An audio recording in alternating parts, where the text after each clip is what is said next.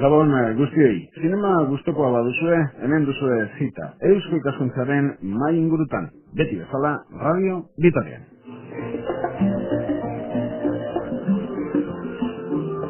Muy buenas noches, bienvenidos a una nueva tertulia de Sociedad de Estudios Vascos en Radio Vitoria. Hoy hablamos con tres cinéfilos de la capital alavesa y, como no, hablaremos de CIS.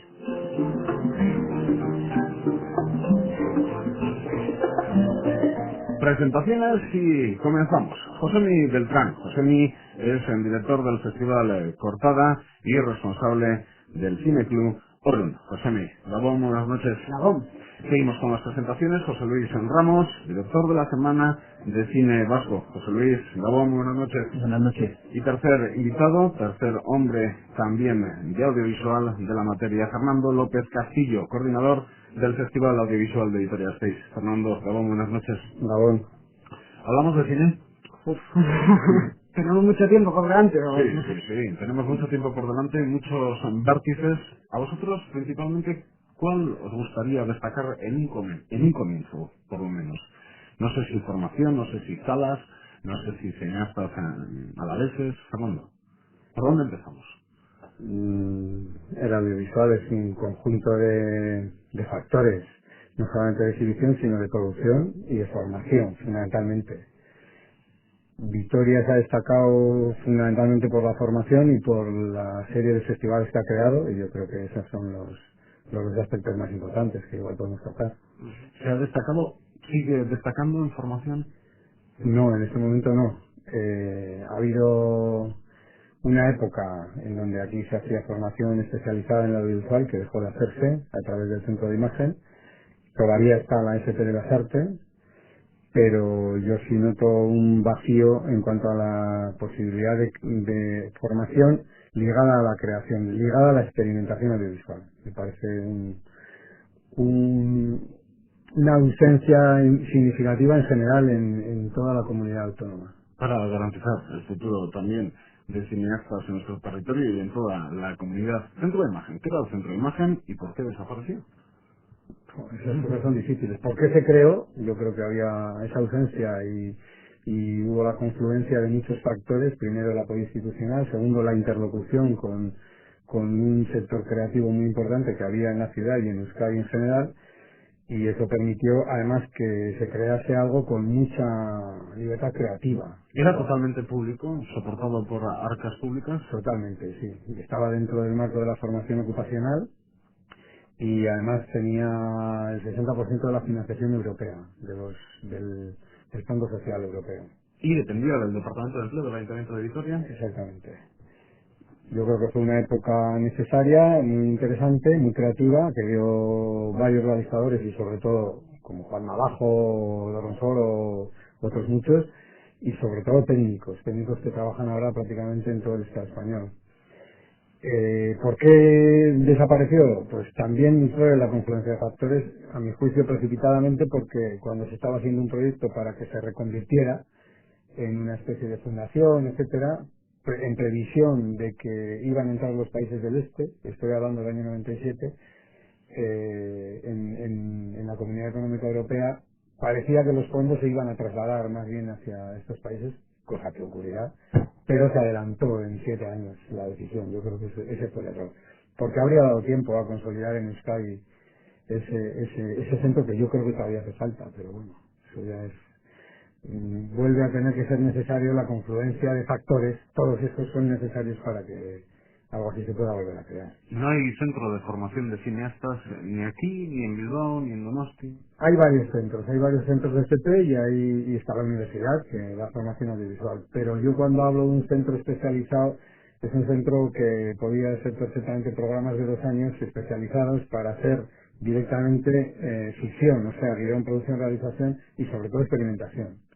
Yo creo que siempre en la formación reglada falta mucho tiempo y falta mucha libertad creativa con medios apropiados, y en este momento además son baratos por la tecnología digital, que la gente pueda experimentar mucho. Antes de pasar a hacer grandes historias que cuestan mucho dinero, que puedan experimentar por poco dinero haciendo productos propios. A mí me parece que eso sigue siendo una ausencia importante. Estabais en un lugar extraño, quiero recordar, para hacer una instalación municipal, entre comillas, en Adriano Sexto.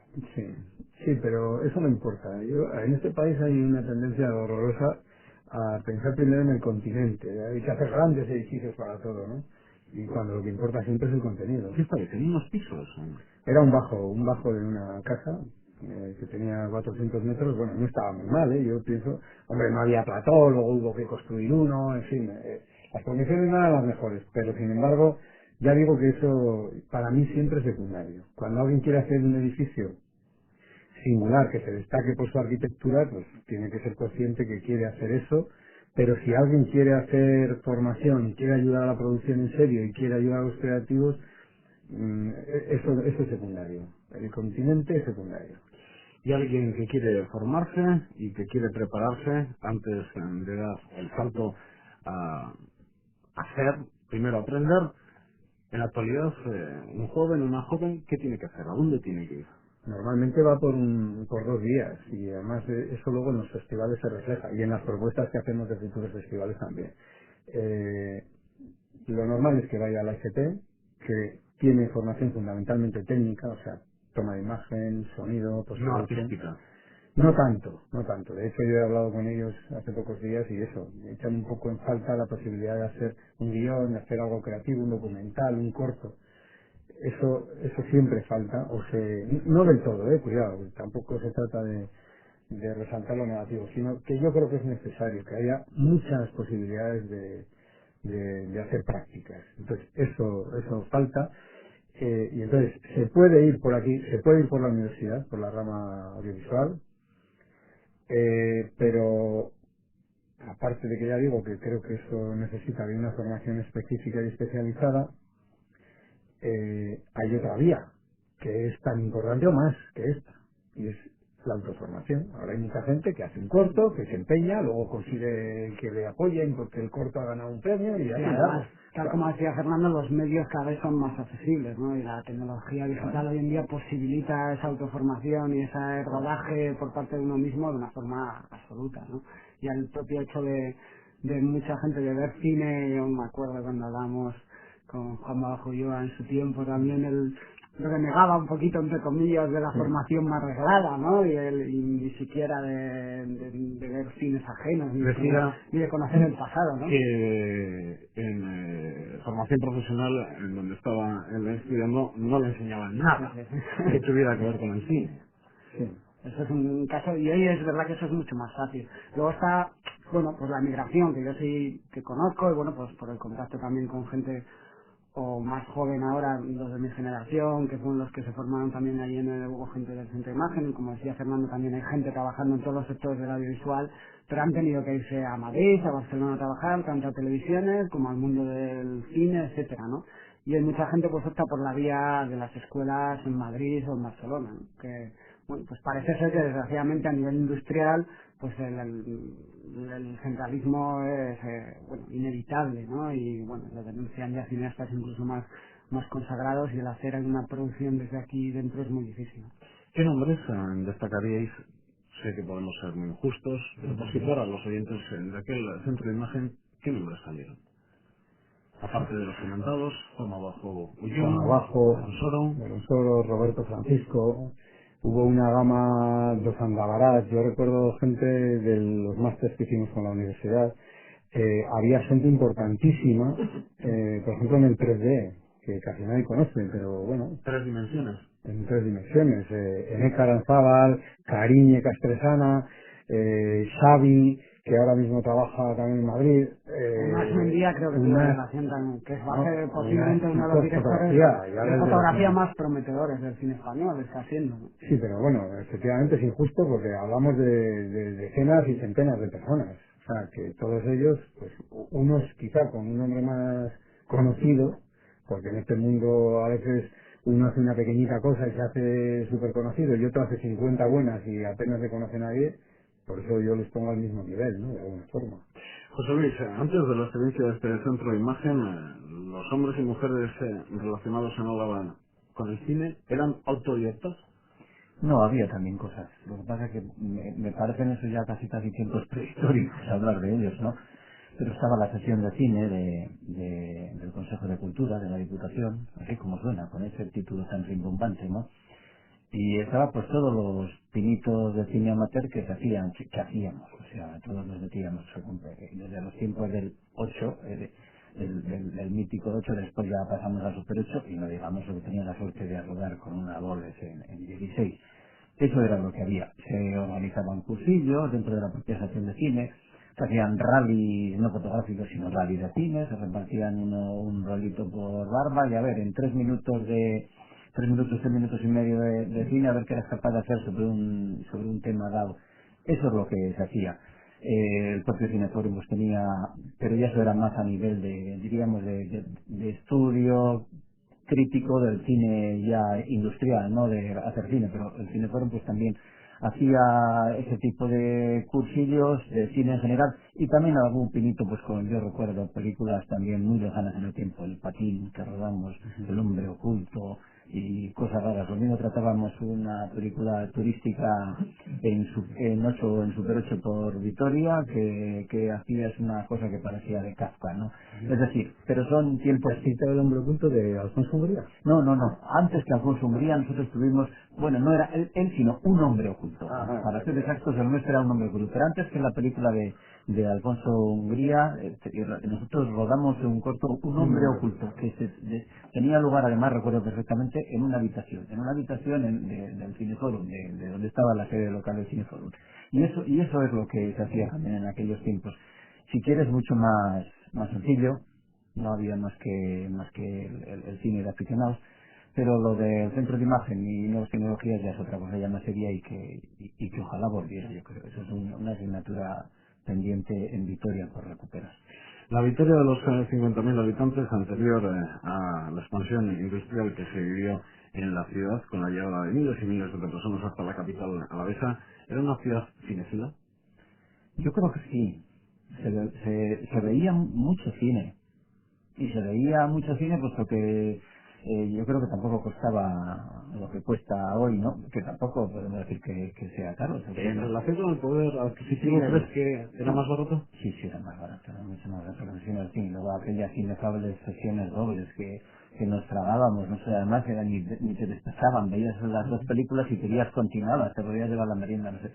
Era eso, tragar cine, ver cine, incluso antes de la televisión. Después llegó la televisión, pero la televisión con las películas todavía pintaba un poco con los anuncios, no había la oferta que sé yo que hoy la gente puede buscar, aunque con anuncios también lógicamente todavía de eso no nos hemos librado casi nunca, pero ya llegaron pues proyecciones especializadas en el segundo canal, etcétera. Pero se vivía eso de ver cine, comentar cine, algo que yo después he visto que con el tiempo se ha perdido. Eran tiempos difíciles, eran tiempos en los que al menos podías hablar de cine y alrededor de cine hablabas de otras muchas cosas, ¿no? Pero no sé, la gente por eso tenía un atractivo y para asistir a sesiones de cineclub, de cineforum, y realmente se veía que estaban nutridos las asociaciones estas, había gente para formarlas.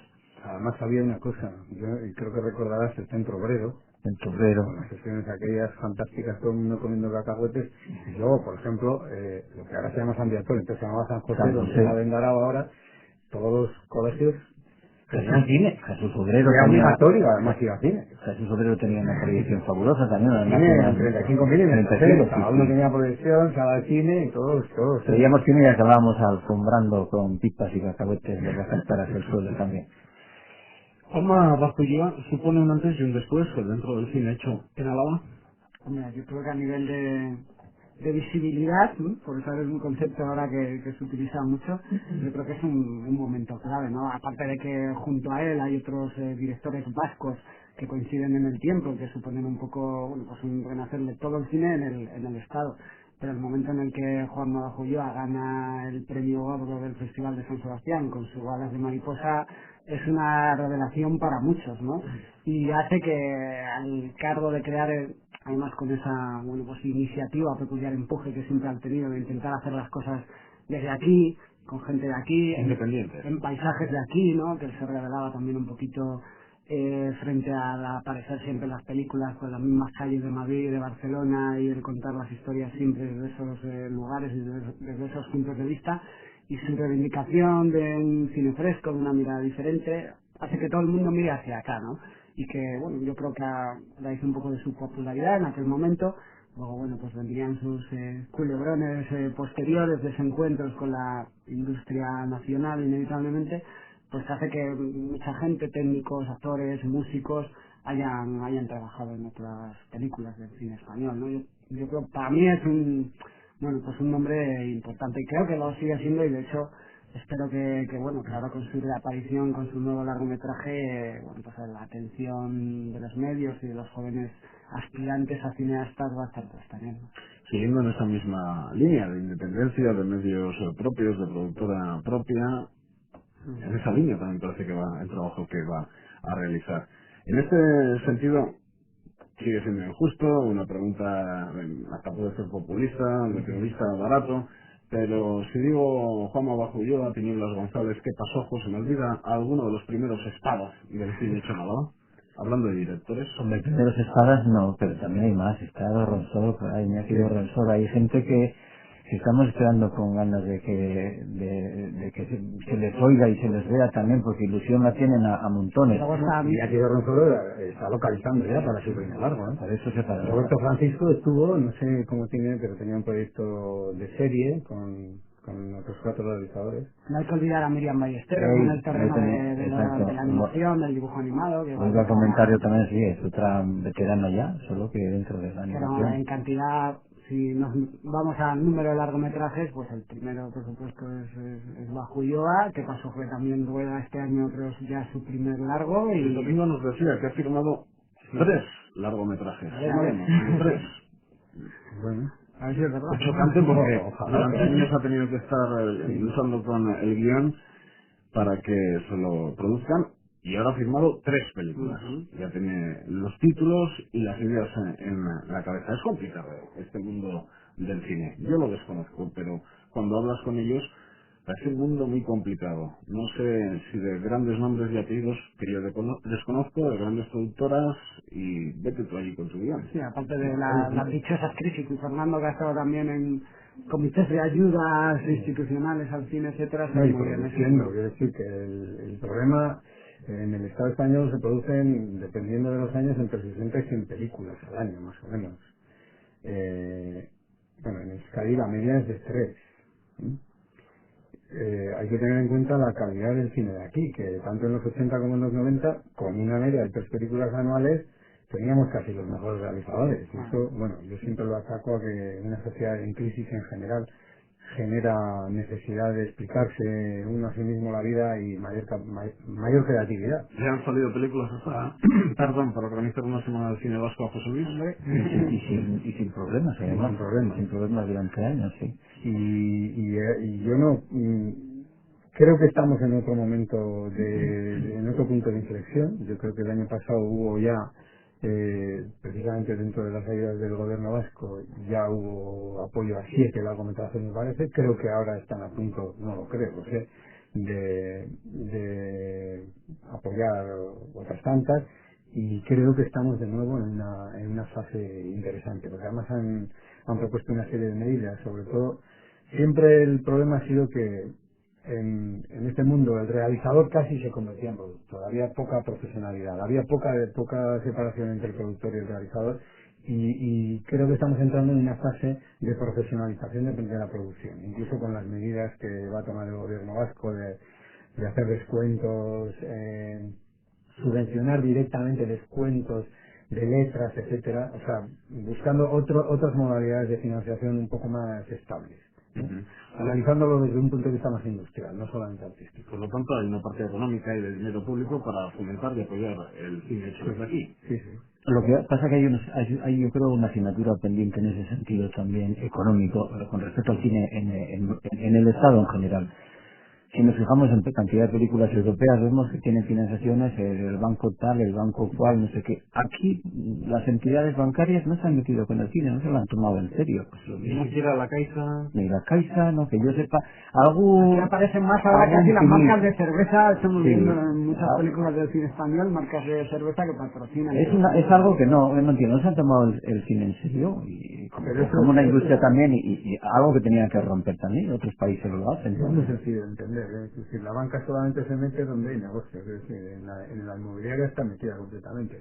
La cuestión está en que las distintas leyes que han creado para financiar el cine, así como en Francia lo hicieron claramente, hicieron la ley de excepción cultural, crearon las SOCIMAS y inmediatamente el propio Estado se metió como avalista de los créditos que daban estas sociedades financieras.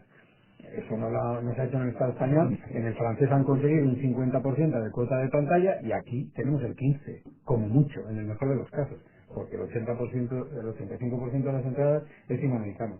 Pues eso se corresponde a una política determinada.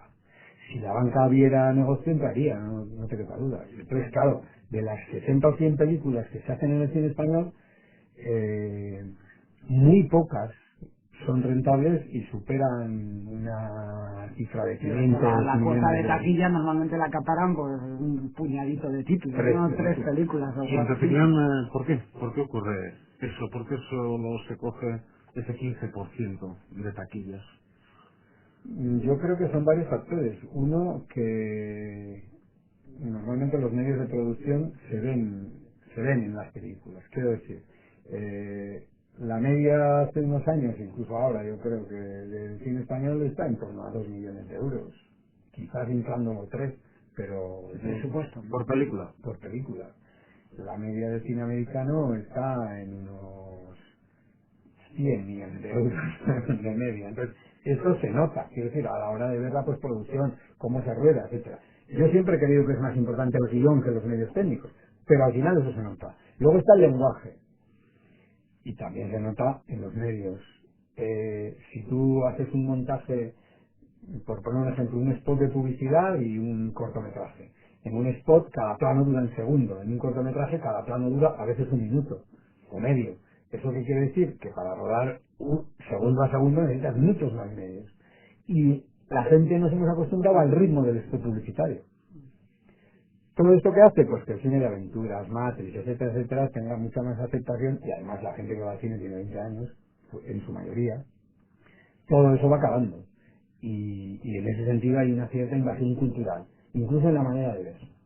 Aunque de hecho algunas de las cosas que consiguieron cineastas jóvenes como Bajo Ulloa, Alex de la Iglesia, Mico Urbizu en su momento, fue rescatar a un importante porcentaje de público de su generación y público joven al cine, ¿no? Y que están empezando a hacer cine de géneros, llevan ya años haciendo un cine de género, se puede decir, en nuestro país, ¿no? Que hasta entonces no existía, no tenía tanta acogida entre el público, ¿no? Pues, bueno, tenemos el caso de Airbag de Bajo Ulloa, que cuando se estrenó, luego ha habido otras, pero se convirtió en la película más taquillera del cine español en su momento por ser capaz de conectar de una manera muy concreta con un sector de público que hasta entonces el cine español no había conseguido captar, ¿no? Que era ese público joven y que busca una evasión, etcétera, ¿no? Y ha creado casi un subgénero que después hemos visto.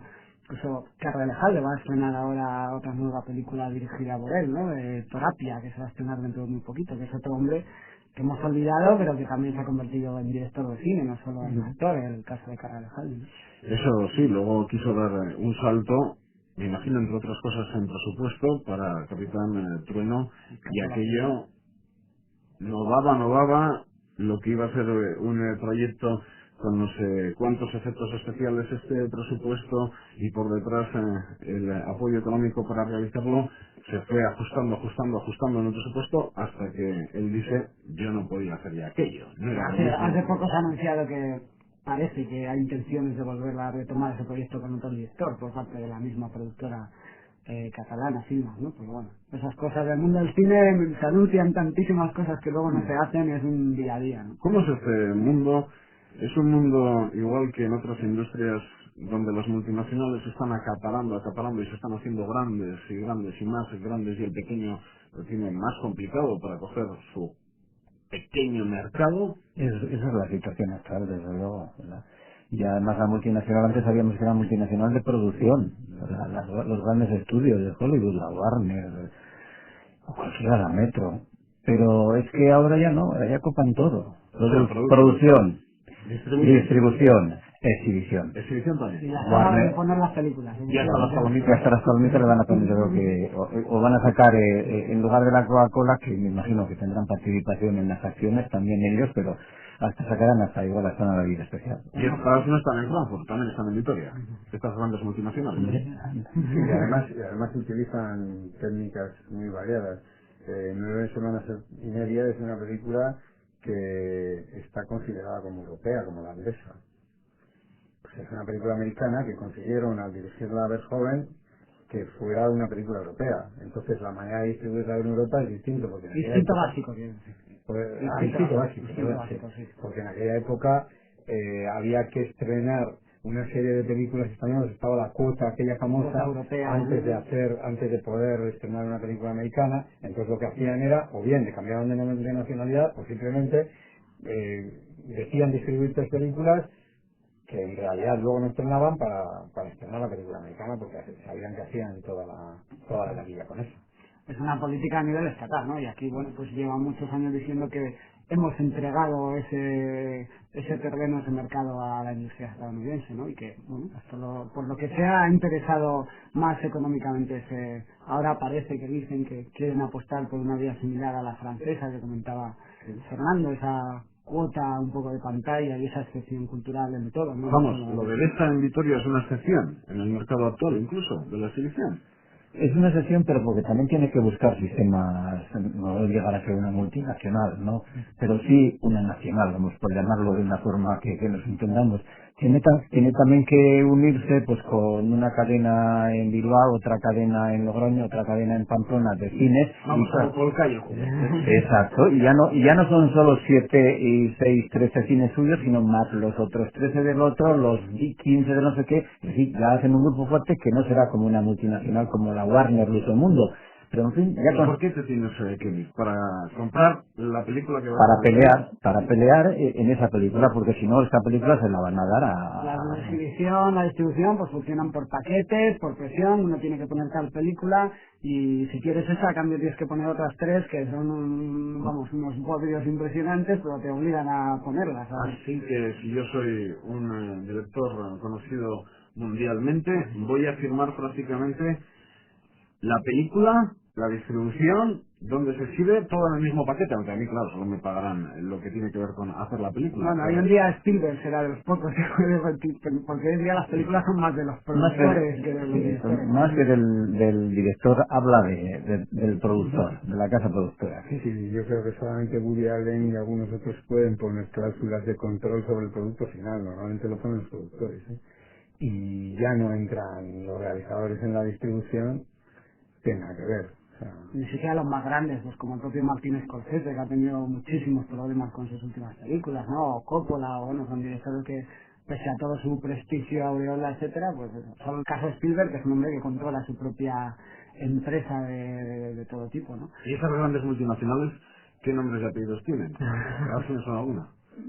ya acabas de citar Warner o Warner, Columbia, Sony normalmente es Columbia. normalmente detrás de ellas están en grandes japoneses, empresas japonesas. La Disney, Buenavista, lo que quieras, Pizza. Tenemos el caso de una empresa estatal, Lauren, que era una empresa de distribución y exhibición, pues que ahora mismo está en suspensión de pagos y esperando a ser absorbida por alguna más gorda que se coma sus cines, que implante su producto, y que era una distribuidora en España que estaba trayendo un material, pues por ejemplo todas las películas de Woody Allen y un material americano a veces alternativo, etcétera, y que ha tenido problemas económicos fuertes, ¿no? Sí, aquí tenemos todavía una que aguanta, que distribuye y produce, que es Alabacín, que es otro... que también empezó haciendo exhibición solo con los Miguelis. Bueno, ya yo creo que trajo aquí la primera película de los hermanos Cohen en los años 80, la de Sangre Fácil, y se mantiene, que es bastante difícil y digno, ¿eh? Yo creo que lo han hecho en ese sentido Pues ha bastante quedado bien. en producción, bueno, la última película de La Novena Puerta de Roman Polanski, pues tenía coproducción de Iñaki Núñez de Araba Films, ¿no? Que es otro punto importante del del sector del cine que no hemos mencionado y que está aquí, que tiene su sede central en Vitoria y que tiene miras internacionales, ¿no? Un poco a escala por reducida, si quieres, implicándose en un proyecto cada 2 años o una cosa más medida, ¿no? Pero bueno, con cierta ambición también. Con este panorama que me pintáis, ¿qué hago yo con mi película de 150 millones de presupuesto que me ha costado pues formación, recorridos amplios, no amplísimos, andar de aquí para allá? Al final lo he conseguido después de muchísimos años y esto es lo que presento, 150 millones de pesetas. La has hecho barata, ¿no? Creo. Sí, es que no teníamos más, pero ¿qué panorama tengo? ¿Tengo alguna posibilidad de momento has tenido un panorama bueno, porque pagar los 150 millones para hacerla ya la tienes, ¿no? Pero quiero no solo hacer una, quiero seguir haciendo y quiero que los clientes puedan por lo menos verla. ¿Cuántas películas se hacen y luego no se estrenan? Pues Bastante. en España un 50%. Bueno, ocurre fundamentalmente por el control tan severo de la exhibición y de la distribución que tienen las multinacionales. Ocurre por eso, no porque sean malas. Hay películas fantásticas que no se llevan a estrenar. ¿Pero qué te piden? Te dicen, tiene que tener por lo menos tal número de espectadores o... Es que es muy variable. Yo recuerdo la película Solas, se estrenó en Vitoria y en casi todos los sitios y apenas estuvo una semana. Recuerdo cuando estaba abierto el cine Samaniego.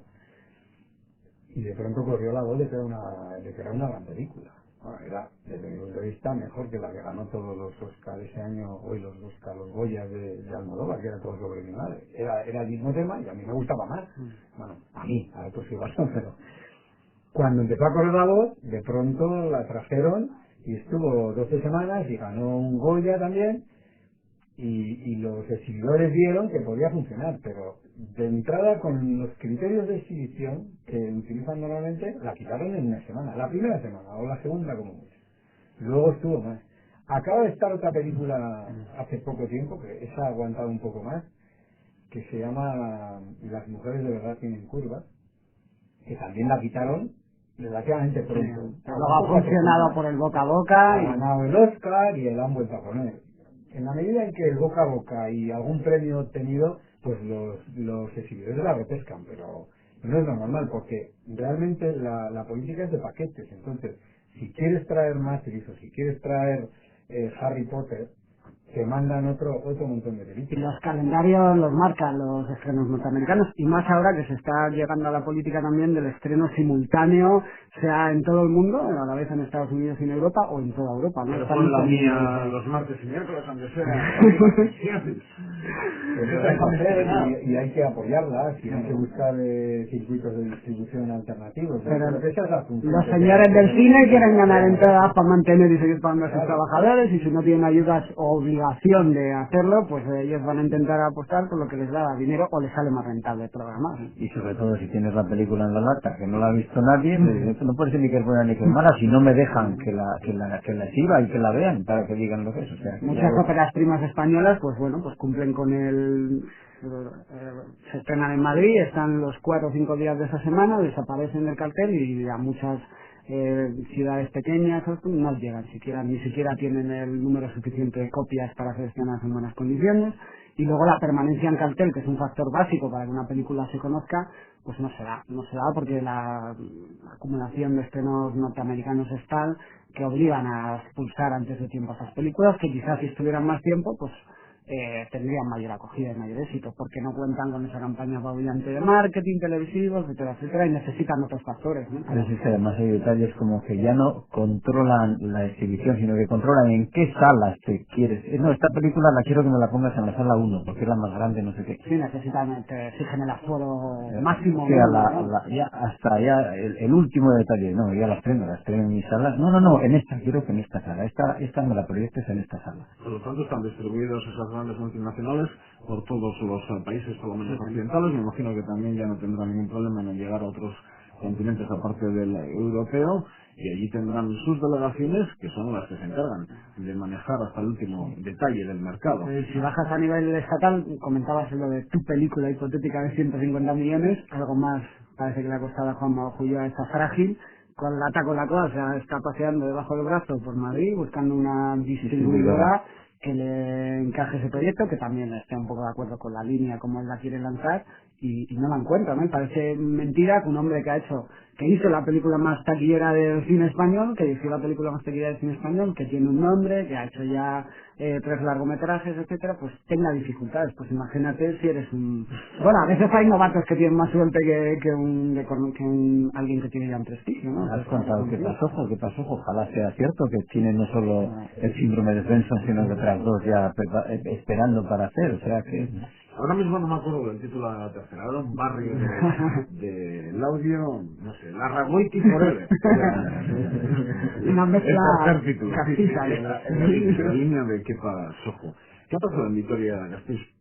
Tanto como desaparecer, no, es una exageración, pero hace unos años parecía que nos íbamos a quedar sin salas, y ahora hay salas para Vitoria-Gasteiz, Álava, Euskadi, Logroño, Navarra, Cantabria, y a su vez en esos sitios creo que también hay salas para todos los sitios. ¿Qué pasa? ¿Qué ha pasado?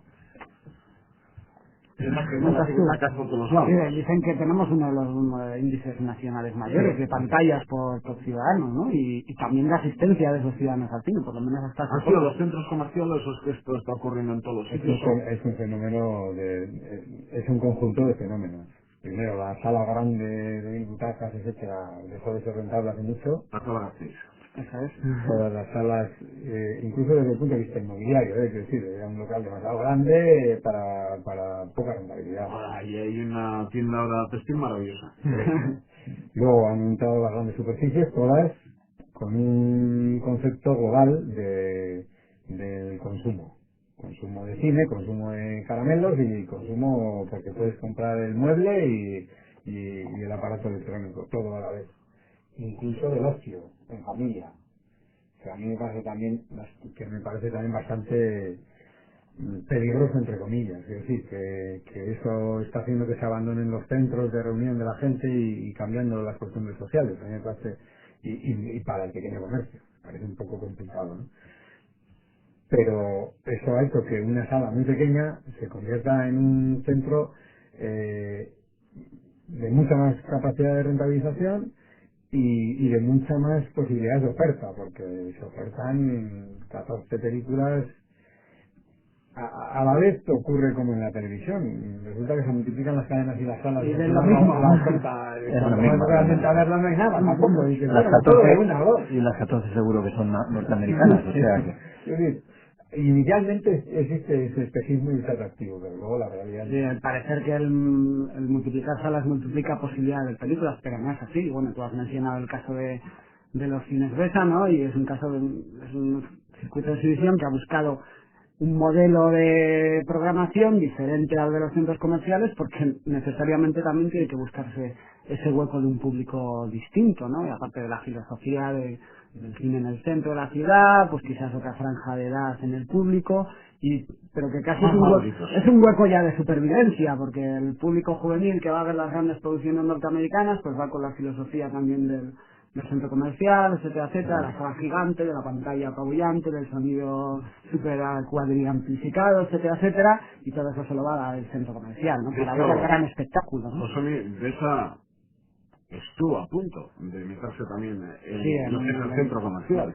Al final la decisión de los que tienen las acciones en Besa fue quedarse en el centro, situarse en el centro y hacerse fuertes en el centro, pero el gerente lo estudió, claro, estudió la posibilidad de centro comercial, pero alguien tiene que caer en todo esto que está ocurriendo en Vitoria-Gasteiz, en Ilacua, Boulevard, Gorbella, Miqueldi, en el centro de Vitoria.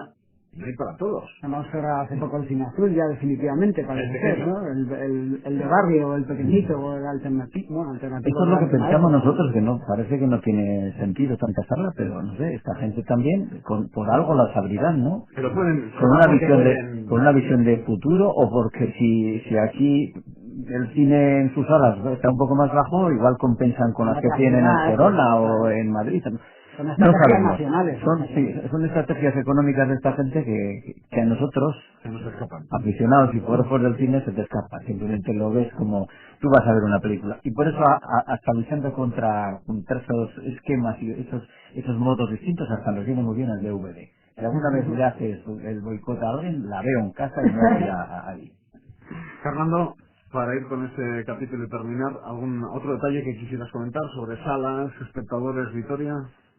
No, yo creo que la mayoría de los espectadores son bastante jóvenes.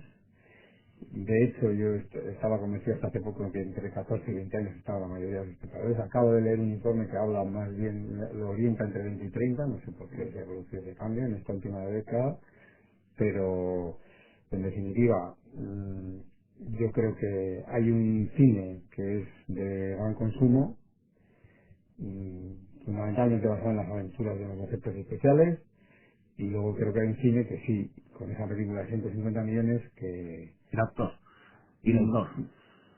se le llama de autor, pero yo le llamaría más bien de guión, de reflexión y cultural, o sea, de contar nuestros problemas tal como los vemos. Y no adolescentes. Y luego nos perdemos también otro tipo de cine, que aunque sea cine profesional también, pero es cine europeo, llámale francés, italiano. ¿Cuántas películas italianas vemos ahora últimamente? Es que no se estrena en toda España, no solo aquí en Vitoria, sino en todo el país, ¿no? Sencillamente, y no hablemos ya de cine chino, iraní, tunecino, pues ya... El cine es universal y se hace entonces... La India produce más películas que Estados Unidos, inclusive, ¿no? Más que Hollywood. ¿Qué películas indias vemos? No digo ya que veamos las que ellos les cifren porque serán películas populares, pero ver si llega algo selecto, lo que... Si no pasa por un festival y después se estrena porque encima tiene algún premio, pues difícilmente se distribuye. O incluso aunque tenga un premio, igual pasan 2 años para que llegue la película a la pantalla normal y corriente. Último capítulo, hablando de cine hoy en Sociedad de Estudios Vascos, Eusko Ikaskuntza. Certámenes, festivales en Vitoria-Gasteiz, en Álava. A ver, citarlos. Yo no sé todos, ni mucho menos. Semana de Cine Vasco. Por orden cronológico. ¿En alguna otra historia metido, José Luis? No, aparte de la Semana de Cine Vasco como certamen, no. El resto son las exhibiciones normales mes a mes, como están las del Ayuntamiento también de llamar el cine, y lo otro pues es la abierta de cinematografía, pero como festival no, la Semana de Cine Vasco ya vale, ¿no? Yo hablo primero de la nuestra, el Festival de Cortometrajes Cortada, que se celebra en diciembre, ya que no están aquí, recuerdo también ese Festival Internacional de Cine y Nuevos Realizadores, que organizan los compañeros de Fila 2, y luego a lo largo del año, pues todo tipo de proyecciones, ciclos que se hacen, sea el ciclo más instituido de Amar el Cine semanal, las proyecciones en la universidad, el aula de cinematografía de Caja Vital, o sea que sí que es importante también destacarlo, que existe esa programación un poco alternativa de forma continuada y que puede haber formado, yo creo que sí, al cabo de los años entiendo que podemos haber puesto una semillita de la cual pueden haber nacido también todos esos festivales que tenemos ahora, ¿no? De un gusto cinéfilo en el público vitoriano, más allá de lo que es el consumo de comercial de todas las grandes películas, que se reconoce y que hace que subsistan otro tipo de ofertas de programación como la de los cines esa, ¿no? O sea que hay un montón de alternativas para ver un cine no comercial, clásico, de otros países, etcétera, en nuestra ciudad. Fernando, ¿y desde lo público? ¿Desde Montermoso, por ejemplo? Bueno, en Montermoso ya sabéis que organiza el Festival Audiovisual, que tiene videocreación y ficción, vídeo y cine. Me he perdido ya, en los últimos años estoy perdido respecto a los certámenes festivales que se organizan desde el Ayuntamiento de Vitoria-Gasteiz. Antes recuerdo ya, no recuerdo la denominación, pero Villasuso era el centro, Sí. de festival en vídeo y demás, pero ahora mismo estoy perdido. Sí. Ciudadano perdido entre certámenes y festivales.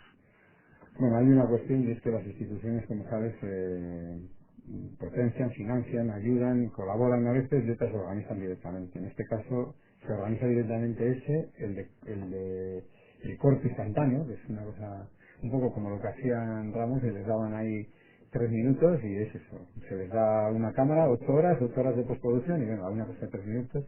Y luego está el de Derechos Humanos, que hemos hecho la primera edición este año también, y que además tiene carácter pedagógico y se ha hecho con los centros educativos también. Ahora, hoy mismo empieza la sección oficial del cine de derechos humanos. Se nos olvida otro que es Una semana Gastevideo. el Gastevideo de Lindar, y la semana de cine de montaña, que también en su sector de documentales, etcétera, pues tiene bastante atractivo, ¿no?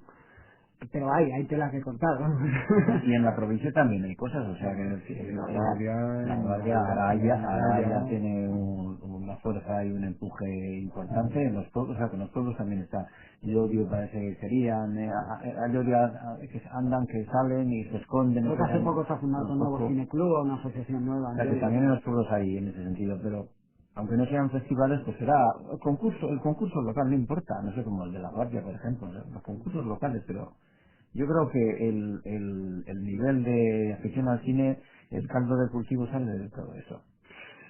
José Fernando, la unión que se manejaba de festivales desde el Departamento de Cultura, ¿vosotros cómo la vivisteis? Aquella noticia que salió en un medio de comunicación escrito, las intenciones que tenía el Departamento de Cultura de unir una serie de festivales, hacer uno potente, entre comillas, y cómo desde la organización, por ejemplo, del Festival de Nuevos Centralizadores mostraron que no eran partidarios de esa unión, que preferían que cada uno mantuviera clara su función dentro de lo que es el mercado de festivales en Vitoria y su carácter. Bueno, aquí hay algo, aparte de que luego le dejaré la palabra a Fernando, que es un poco el representante aquí institucional de este plan o de este trabajo que se está haciendo, hay algo claro, y es que estamos en Vitoria y en la cual una ciudad en la que en todos los certámenes todos estamos intercambiando nuestros talentos o cooperación, ¿no? José Luis colabora con Cortada, yo colaboro con el Cine Vasco, Joseba Fiestas colabora con nosotros, o sea que hay un feeling y una interacción constante entre todos los certámenes y todos los trabajos que se están haciendo a nivel audiovisual y cine en Vitoria, ¿no? Y bueno, pues a raíz de ahí surgió la idea de encontrar puntos de encuentro, de trabajar juntos hacia algo pues que fuera más coordinado y más equilibrado, ¿no? Y ahí, bueno, pues nace esa iniciativa un poco que tú mencionabas del Departamento de Cultura, ¿no? Fernando. Bueno, Igual estás detrás de la idea. Estoy en la idea. En el trabajo. Sí, hace años ya que se habló y se le llamó incluso el paraguas del audiovisual y se hizo una mesa. Yo creo que lo que es importante en esto es coordinar las cosas. Yo creo que en general en Vitoria a veces hay una falta de coordinación espantosa. Es decir, que a las 8 de la tarde se estrena una cosa y a las 8 se estrena otra y que además lo subvenciona la misma institución y prácticamente no nos hemos enterado, ¿no? Esto lo he intentado arreglar en lo cultural, no en el tema de cine, a lo cultural, y a Pero veces no lo consigue, no lo consigue, a pesar de ser misma línea política, por ejemplo, que muchos podíamos pensar, claro, es que al estar diferentes sensibilidades en una institución en la otra, no, estando en el mismo partido político tampoco se consigue a veces desde las personas que dirigen cultura. Entonces se trataba un poco de conciliar, bueno, primero de colaborar, que yo creo que eso, si habría que exigirle a las instituciones en general, gobierno vasco, diputación, ayuntamiento, esa colaboración, que menos dentro de la propia ciudad, ¿no? Con esa idea ya se empezó a hacer una mesa que se reunía periódicamente, pues, un par de veces al año o algo así, y ha ido naciendo la idea de que yo creo que no se puede reducir a, bueno, uno más grande, no se puede así, ¿no? Véndelo. Yo lo explico en pocas palabras. Lo que en el Estado español hay 238 festivales y hay una cuestión clara. De largos, cortos, de todo tipo de especializaciones. El Festival de Vitoria es el 38 en cuanto a antigüedad. ¿Y por qué? Pues porque en los 90 hay un boom de festivales. Todo el mundo quiere hacer en su propia casa algo muy parecido al de al lado. Y no es malo. Pues porque, no sé, nosotros podríamos ir a Bilbao a ver uno o a San Sebastián a ver el otro y conformarnos con eso, pero todos queremos tener el pan y todo al ladito del portal de casa, ¿no? Y bueno, al final esa es una tendencia que es imparable y lo que sí queríamos hacer es lo siguiente, o sea que a concurso vale más hacer un festival bien definido y bien especializado y que además esté dentro de un mapa de festivales de la Comunidad Autónoma Vasca, porque ya está de categoría el de San Sebastián, el de cortos y documental de Bilbao, bueno, pues aquí de una manera muy genérica decíamos, bueno, pues un festival de cine europeo que contenga unas secciones cine vasco, derechos humanos, cine realizado por mujeres, escuelas de cine, o sea, irnos a un formato muy especializado que además tiene un espacio, yo creo que de alguna manera virgen y concentrar recursos. Pero estamos hablando de lo que es a concurso, porque eso no elimina la posibilidad de que haya a lo largo del año una serie de muestras. Que hagamos que los festivales sean itinerantes, que nos pongamos de acuerdo con el de Bilbao y el de Donosti, o sea, que se trata de racionalizar recursos y de hacer llegar a la gente una idea clara de lo que queremos hacer con la difusión. Tendrás que seguir vendiendo esta idea, Fernando. Estamos trabajando en la Estamos torre, trabajando de todo el mundo, o sea, tampoco ha habido de tantas disensiones como parece, ¿no? Hay que esperar. A veces, para que las cosas maduren, hay que esperar un tiempo. José Luis, Josemi, Fernando, han pasado los 50 minutos. Así que rápido. Parecía mucho. Podemos hacer una segunda parte todavía. A los tres, muchas gracias. Eta zure iba bakizue, datorren asteburuan hemen egongo gara berriz. Nun eta radiotorian eusko ikasuntzaren nahi burutan. Aio! Vale.